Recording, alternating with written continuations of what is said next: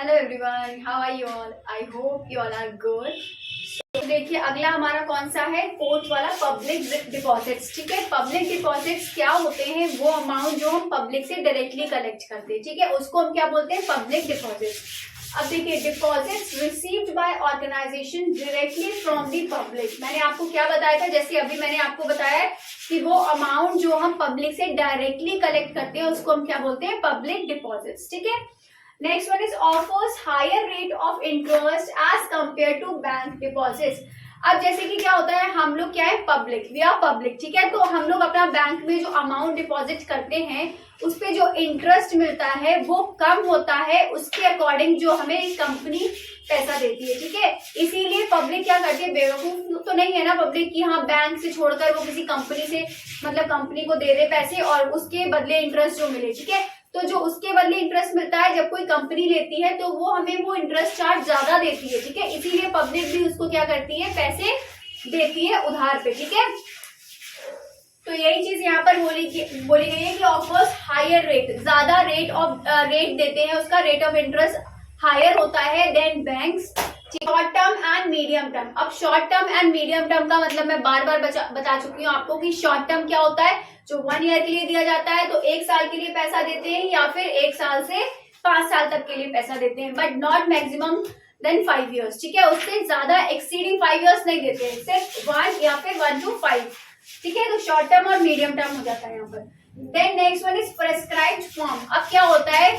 कुछ rules and regulations होते हैं उसके। ठीक है, तो क्या होता है? प्रेस्क्राइब्ड फॉर्म होता है जो कि वो फिल करते हैं। After that they provide the money, they provide the finance. ठीक है, next one is beneficial to firm as well as investors. अब क्या होता है कि ये बेनिफिशियल किसके लिए होते हैं? फर्म के लिए भी और इन्वेस्टर्स के लिए भी। फर्म मतलब जिसने पैसा लिया है, जिस कंपनी ने, और इन्वेस्टर जो दे रहा है पैसा, जो इन्वेस्ट कर रहा है। क्यों?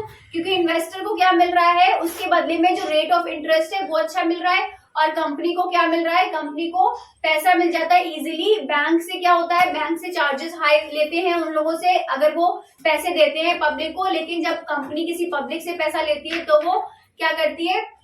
कम रेट पर उनको पैसा दे देते हैं और उनको जो पब्लिक है, जो इन्वेस्टर है, उसको हाई रेट दे देते हैं कंपनी। ठीक है, समझ में आया? So this is about public deposits. Next one is trade credit. अब ट्रेड क्रेडिट मैंने बताया था कि उधार, ट्रेड क्रेडिट मतलब पैसे उधार लेना। ठीक है, इसका मतलब क्या हो गया? Purchase of goods without immediate payment. जैसे कि क्या करते हैं, किसी की नॉन की शॉप है तो क्या करते हैं, वहां से पेमेंट मतलब कि हमने परचेज किया सामान और उनसे क्या बोला कि हम कुछ दिनों बाद, कुछ टाइम बाद आपका पैसा पेमेंट कर देंगे।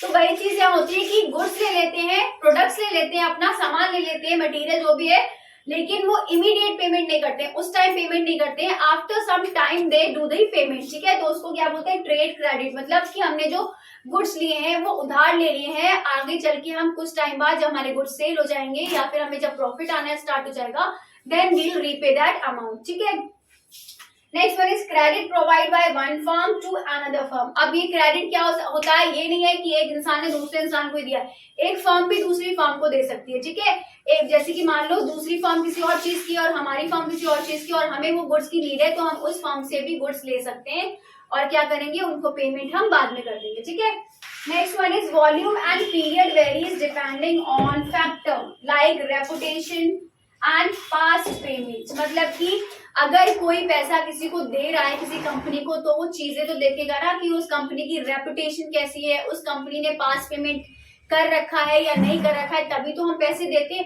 अब मान लो कोई हमसे पैसे लेने आया और हमें पता है कि वो पैसे कभी हमारे चुका ही नहीं पाएगा, ठीक है, या फिर दे ही नहीं पाएगा, तो हम उसको पैसे देंगे क्या? नहीं देंगे। ठीक है, तो ऐसा ही क्या होता है? बिजनेस में भी होता है कि वो कंपनी की रेपुटेशन देखते हैं कि हाँ गुडविल कैसी है इसकी, कि ये पैसा पेमेंट करता भी है या नहीं, only then they will give the finance. ठीक है, तो ये हमारा हो गया ट्रेड क्रेडिट। तो ये हमारा क्या था? सारी चीजें जो थी हमारी बोरोड फंड्स में थी। This is all about borrowed fund. अब देखिए, एक टॉपिक जब मैंने आपको इक्विटी और प्रेफरेंस शेयर्स के बारे में पढ़ाया था तो वहां पे मैं आपको डिफरेंस पढ़ाना भूल गई। ठीक है, तो मैं इसी के साथ आपका डिफरेंस कवर कर दे रही हूँ। अब देखिए, इक्विटी शेयर्स और प्रेफरेंस शेयर्स में डिफरेंस क्या होता है? First one is rate of dividend. आपको मैंने बताया था इक्विटी शेयर्स में रेट ऑफ डिविडेंड फिक्स नहीं होता है, बट प्रेफरेंस शेयर्स में रेट ऑफ डिविडेंड फिक्स होता है। वही चीज यहाँ बोली, फ्लक्चुएटिंग मतलब नॉट फिक्स्ड। ठीक है, और यहाँ पर क्या होता है? फिक्स्ड होता है। Next one is payment of dividend. अब पेमेंट ऑफ डिविडेंड क्या होता है? After preference share holders equity shares are the owners of the company, इसीलिए उनको क्या करा जाता है? प्रेफरेंस शेयर्स के बाद डिविडेंड दिया जाता है, अगर बचता है देन, ठीक है। और प्रेफरेंस शेयर्स को क्या दिया जाता है? बिफोर इक्विटी शेयर्स, ठीक है, इक्विटी शेयर्स के पहले ही उनको दे दिया जाता है। Next one is repayment of capital. अब कैपिटल का जब रीपेमेंट होता है तब यहाँ पर फिर से after preference share holders, equity shares को सबसे लास्ट में ही मिलता है, ठीक है। बट प्रेफरेंस शेयर्स क्या होता है? Before equity share holders but after creditor. सबसे पहले क्या होता है? जो बाहर के लोग हैं, जिनसे हमने बाहर से पैसा लिया, जो पब्लिक है, उसको सबसे पहले पेमेंट होगा, ठीक है। After that preference share holders को होगा and then equity share holders, ठीक है। अब देखिए वोटिंग राइट्स किसको होते हैं? इक्विटी शेयर्स को वोटिंग राइट्स होते हैं बट प्रेफरेंस को नहीं होते हैं, क्योंकि equity share holders are the owners of the company और प्रेफरेंस शेयर्स हमारे ओनर्स नहीं होते, इसलिए उनको क्या बनेगा? उनको वोटिंग राइट्स नहीं होंगे, ठीक है। Next one is arrears of dividend. अब एरियर्स ऑफ डिविडेंड का मतलब क्या हो गया? यहाँ पर नहीं होंगे इक्विटी शेयर होल्डर्स में और यहाँ पर शायद हो सकते हैं, ठीक है।